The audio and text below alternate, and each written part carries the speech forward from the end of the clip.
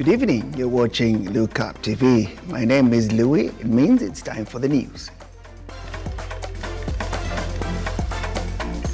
The news headlines in association with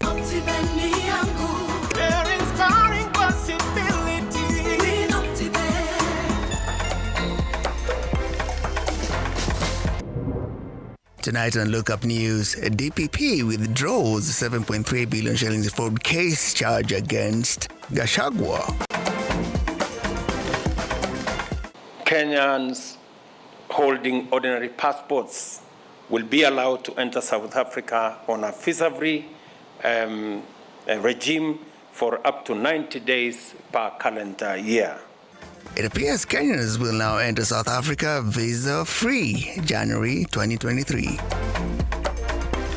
Sijasikia ati mtu yoyote ati ameharibikiwa ati na samaki yenye tunauzanga. Na wakitaka ati tuache hii kazi serikali tutafutie kazi nyingine, hatuwezi kataa. Meru reports 14 cases of cholera. And an auctioneer is arrested over the violent eviction of a family in Westlands. Yippee! Kamata plotting at 349k.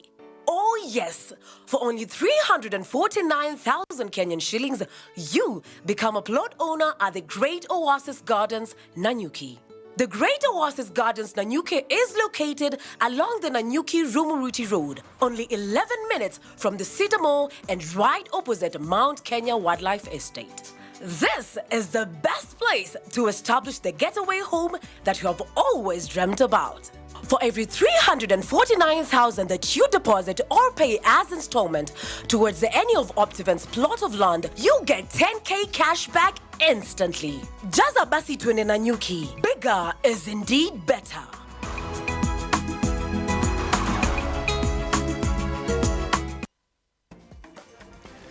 The Office of the Director of Public Prosecutions has officially made an application to withdraw the 7.3 billion shillings money laundering case against Deputy President Rigathi Gachagua, citing lack of sufficient evidence and inconclusive investigations by the DCI as reasons for the withdrawal. Those are areas that need to be covered. In its application at the Milimani Anti-Corruption Courts before Magistrate Victor Wakumile, the Office of the Director of Public Prosecutions Nurdin Haji has said insufficient evidence and failure to conclude investigations by the DCI are the reasons for the application of withdrawal of the graft case facing Deputy President Rigathi Gachagua and 9 others, where they are accused of obtaining money fraudulently. The DPP, through Ms. Murugi, has said it reviewed the matter and concluded that the evidence did not meet the threshold to mount a successful case against the accused. So in this matter, the DPP relied on the threshold test.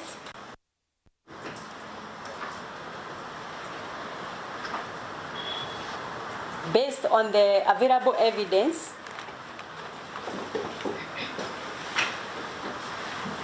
and with the expectation that the additional evidence will be availed before the hearing of this matter commences.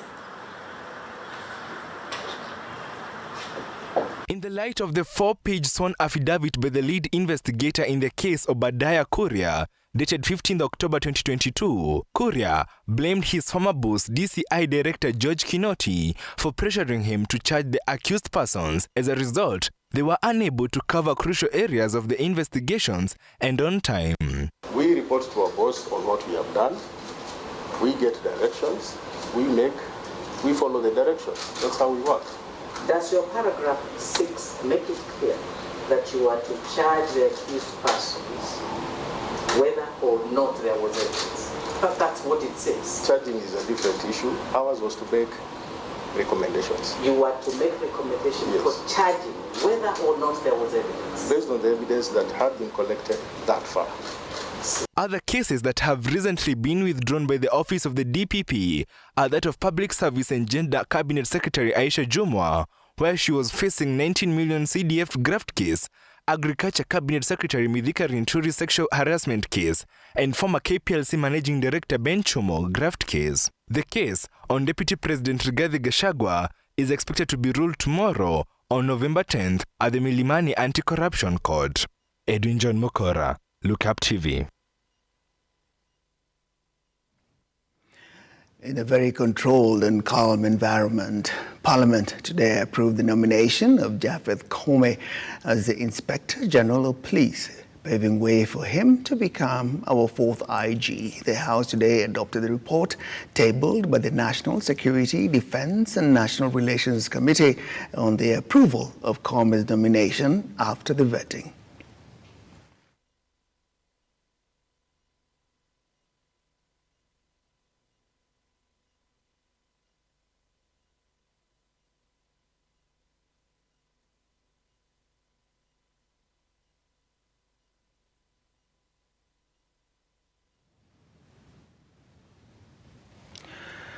Kenyans will now be allowed to visit South Africa on a visa-free basis as of January 1st next year. This being among the agreements both countries settled on as they seek to strengthen diplomatic ties. President Ramaphosa, with his Kenyan counterpart President William Ruto, held a joint meeting with business people before ending Ramaphosa's official two-day state visit. That indeed Kenyans should be able to visit South Africa without requiring them to have visas, and that this dispensation will commence on the 1st of January in 2023. Kenyans will now be allowed to visit South Africa on a visa-free basis as from January 1st next year. The two heads of state settled on 4 agreements as they seek to further strengthen their diplomatic ties. There are 3 memoranda of understanding and 1 agreement on cooperation in the fields of correctional services, cooperation in the fields of housing and human settlement, cooperation between Kenya School of Government and the National School of Governments from South Africa, and the agreement on audiovisual co-production. On behalf of the people of Kenya, I express Kenya's appreciation on the progress we have made in the long-awaited visa-free regime between Kenya and South Africa. During the presser held at State House, President Ramaphosa reiterated on the importance of transitioning to green energy as they seek to combat the ongoing climate change. The reality of this matter is that climate change is here. It's here and we have to address it, whether we like it or we don't. Climate change is serious, but at the same time we need to make sure that the more developed economy countries that have contributed greatly to the climate damage should be the ones who carry the burden of making sure that the loss and the damage that developing economy countries like South Africa and Kenya are properly compensated. President Ramaphosa met with business traders at the Kenya International Conventional Center and is expected to end his 2-day tour of the country tomorrow. John Omari, Lookuptv. Meru County has reported 14 suspected instances of cholera outbreak. 11 of them were admitted to different hospitals. 5, which are their positive lab tests confirmed, and only 1 case is now being treated in a hospital. All others have been released.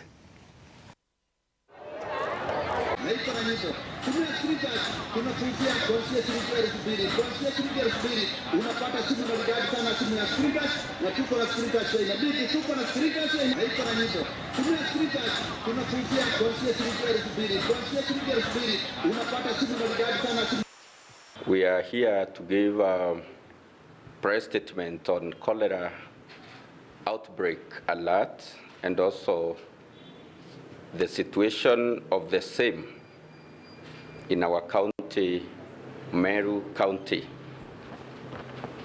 Meru County had 14 suspected cases of cholera outbreak.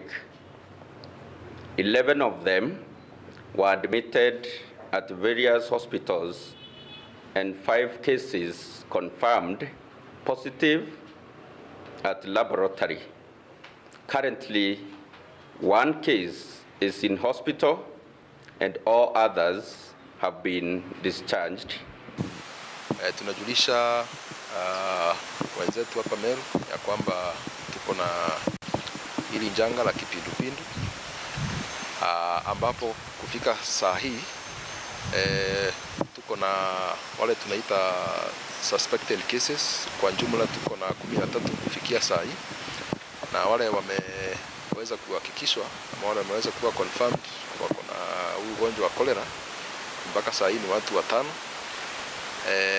Watu 3 wamelazwa kwa hospitali mbalimbali, na tunaendelea kuweka juhudi ndio huu ugonjwa usitambae kwa area kubwa. Hii ni kuwajulisha ya kwamba bado tuko kwa mapambano ya kupigana na huu.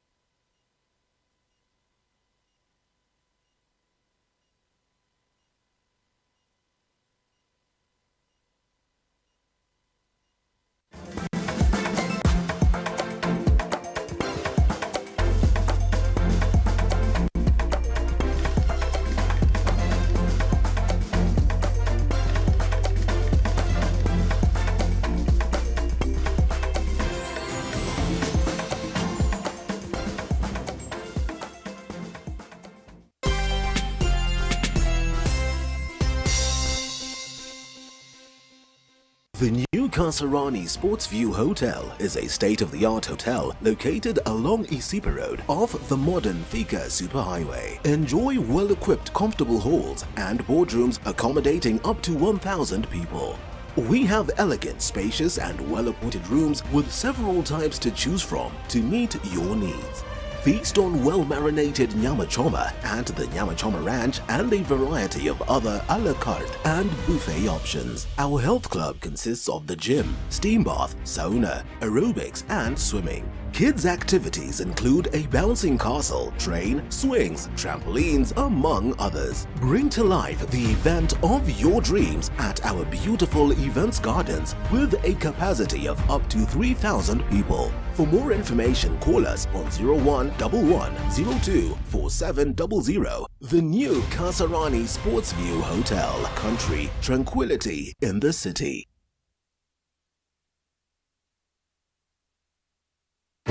Welcome, you're watching The CEO. On this show, where we invite masters, captains of industry. It's all about working in teams. Customers are happy, it's a good month, the markets are good. I mean, those are very exciting moments. Ladies and gentlemen who tell us where and how to find money and put money in our pockets and how to go about doing business in the best possible way. For me, I'm not serving myself, I'm serving community.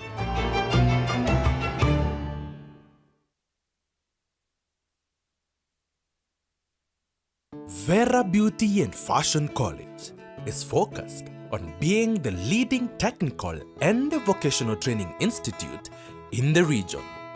Our team possesses in-depth knowledge and extensive experience in the industry, offering thorough training in cosmetology, hairdressing, interior design, creative arts, training of trainers, nail technology, and fashion design. With branches in Nairobi, Thika, Meru, Eldoret, and now in Mombasa, our courses ensure that learners are completely equipped with knowledge, competency, and employability skills. Enroll today to be a part of a center of excellence.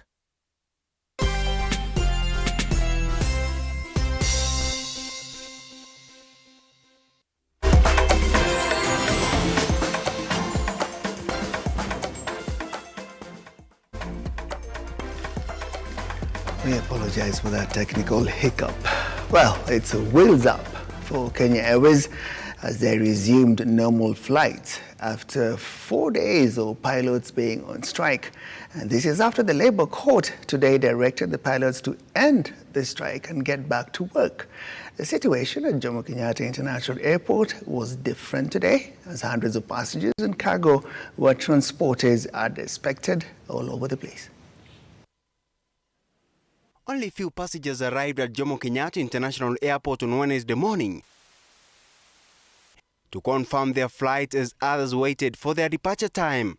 During the 4 days of strike, this tent was fully occupied by stranded passengers who remained at the airport. But the emptiness at this place symbolizing the resumption of normal flights. The KQ has now a difficult task to recover the loss caused by the strike, as well as to restore its trust among its customers.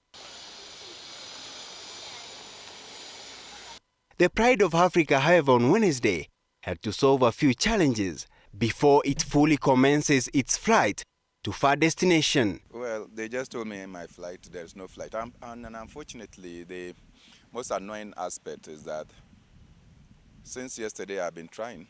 I'm traveling to Johannesburg this morning. I was supposed to travel tomorrow. According to what I was told, that good enough, they have changed it, so I'm going to travel this morning. It had been a hectic. I remember 2 days ago I had to sleep in Johannesburg. You know, there was no flight. I lost my phone because I was being tossed back and forth, go check this, go check that, and someone picked my phone. I could not get it. Nikaambiwa sasa kukuja leo naambiwa tumeahirisha flight yako ni kesho. Sasa naambiwa nikuja hapa kesho saa 4 ndio ni travel saa 6 na kesho ilikuwa nikuwe kazini.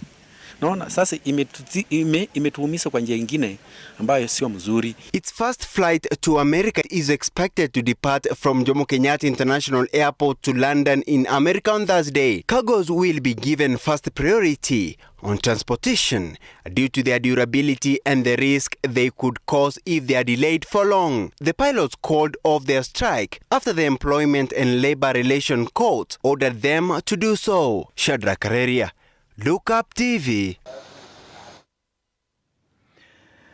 After Kenya has been allocated 9 slots in the East African Legislative Assembly, there will be a bit of push and pull as the National Assembly members are expected to vote on who will represent the country in the East African House, with various political parties nominating their own candidates for the slots.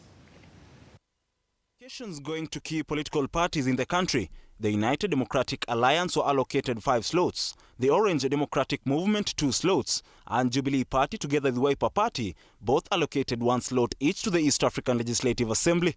For that debate on the address.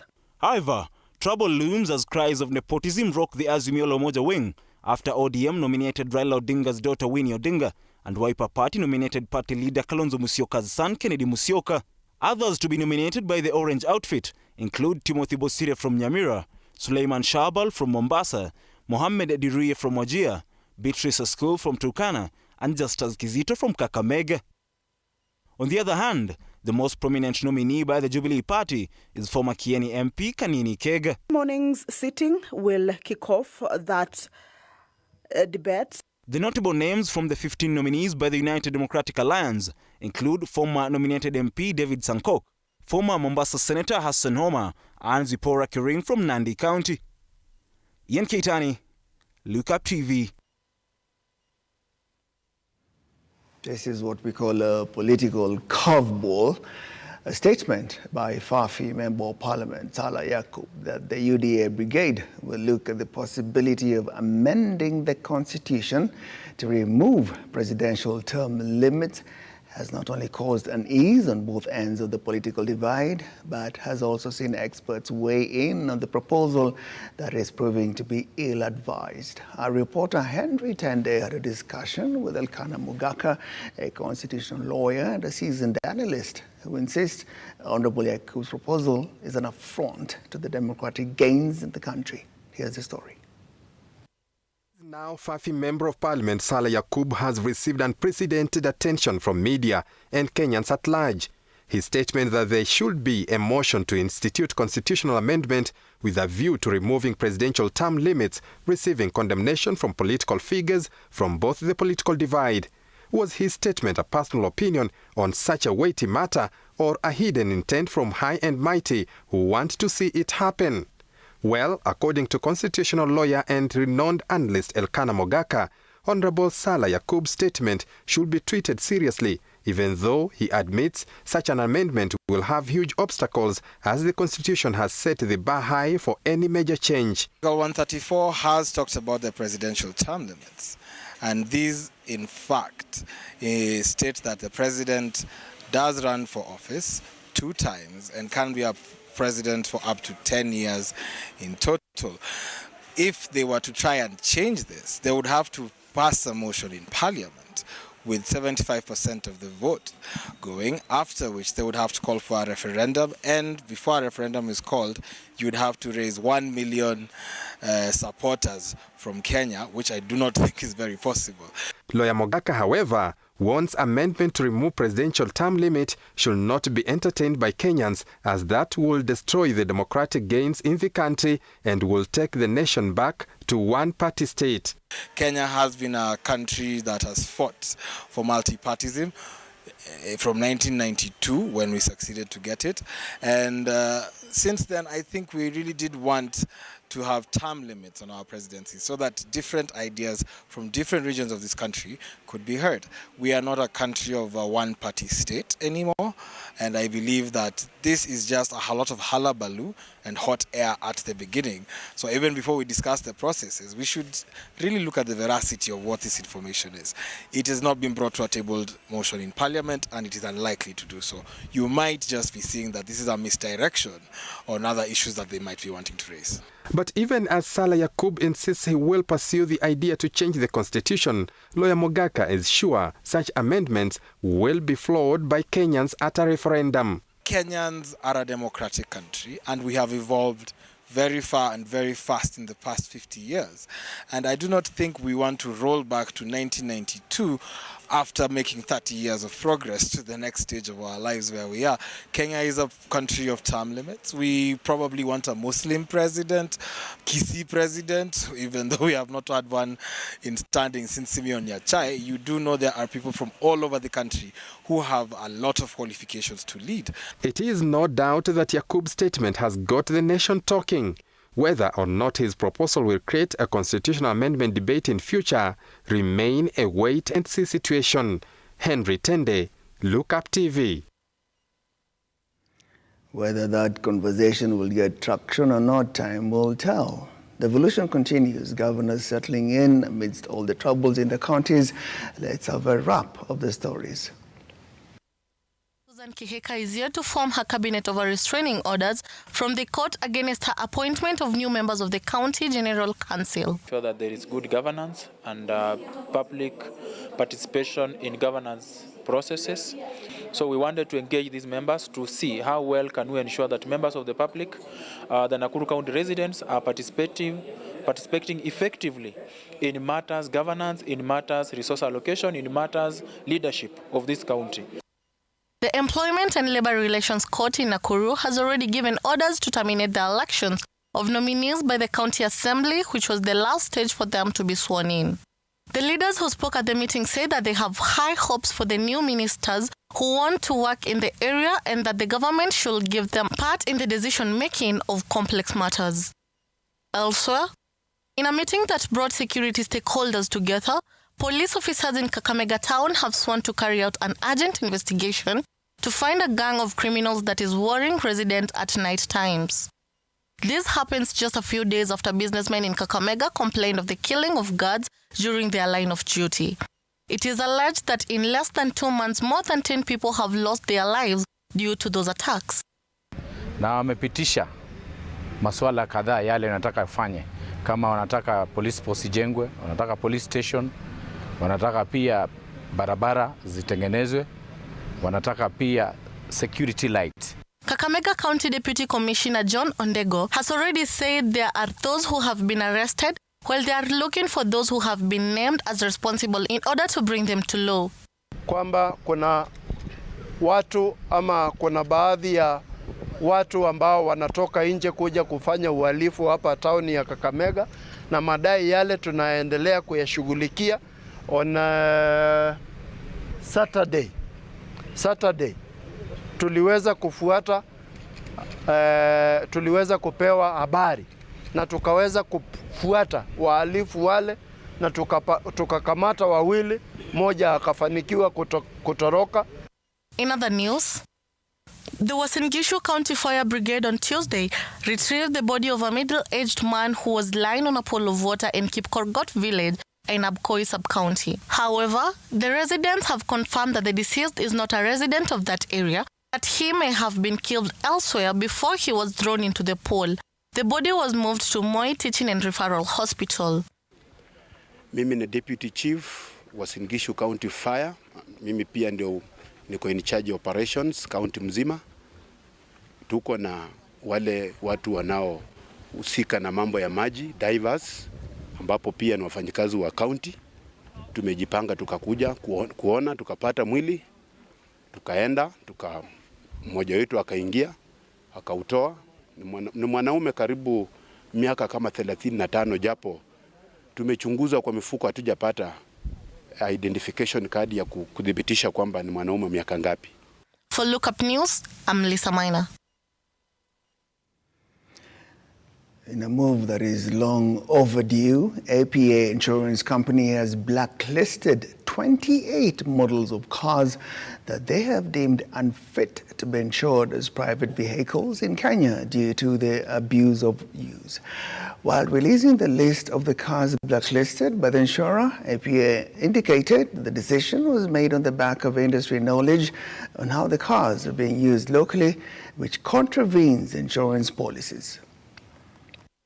Driving Toyota Wish, Toyota Vitz, Toyota Probox, Toyota Fielder, Honda Stream, Honda Fit, and Honda Airwave models.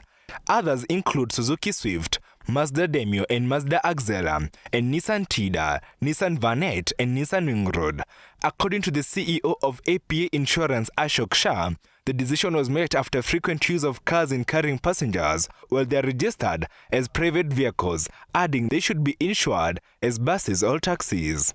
In the statement, the insurer indicated that they officially stopped the comprehensive covers for the models, mainly due to the misuse, breaching the policy requirements. Elsewhere, giant retailer Carrefour Market has initiated plans to open its first branch in Nairobi Central Business District CBD by December in its push to expand its stores in the country, and this is going to be its 19th store in the country, with 14 of them located in various parts of the city. This move will see the Majid Al Futain-owned retailer take competition to the doorstep of its competitors Naivas and Quickmart supermarkets, which have long served as the main supermarket outlets in the Nairobi Central Business District. Finally, property developer Mivida has launched its second phase of its mid-market apartment project at Garden City, Nairobi, with the 200 units priced from 9.5 million shillings. The project, dubbed Amaya, features 1 and 2 bedroom duplexes and 3 bedroom flats. Edwin John Mukora, Lookup Business.